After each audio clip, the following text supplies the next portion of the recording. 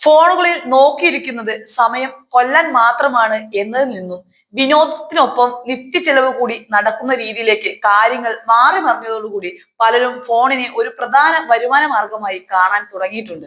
പലരെയും സിനിമ പോലെയുള്ള കലാരംഗങ്ങളിലേക്ക് കൂടി എത്തിക്കാൻ ഇത്തരത്തിലുള്ള ഫോണിലുള്ള പല ആപ്പുകളും സഹായിച്ചിട്ടുണ്ടെന്നത് സമ്മതിക്കാതെ വയ്യ.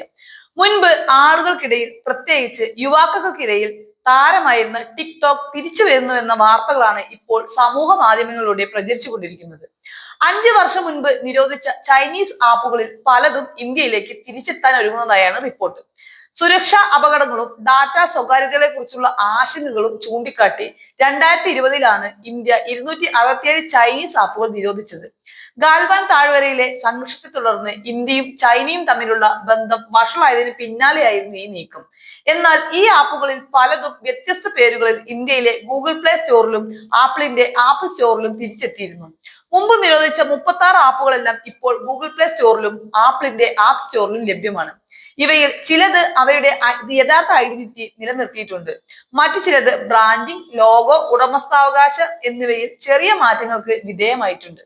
ഗെയിമിംഗ്, ഷോപ്പിംഗ്, വിനോദം, ഫയൽ പങ്കിടൽ, ഉള്ളടക്കം സൃഷ്ടിക്കൽ എന്നിവയുൾപ്പെടെയുള്ള ആപ്പുകളാണ് ഇവ.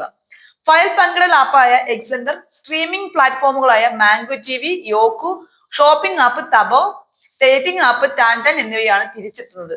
മാംഗോ ടിവി മാറ്റമില്ലാതെ തുടരുമ്പോൾ മറ്റുള്ളവയിൽ ചെറിയ മാറ്റങ്ങൾ വരുത്തിയിട്ടുണ്ട്.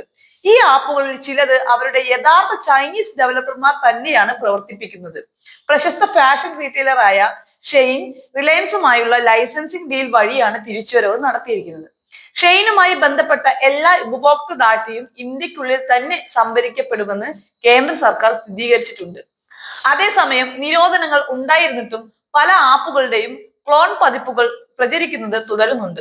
പബ്ജി മൊബൈൽ 2020-ൽ നിരോധിക്കപ്പെട്ടതെങ്കിലും 2021-ൽ ദക്ഷിണ കൊറിയയുടെ ക്രാഫ്റ്റണിന്റെ കീഴിൽ ബാറ്റിൽ ഗ്രൗണ്ട് മൊബൈൽ ഇന്ത്യ ആയി തിരിച്ചെത്തി.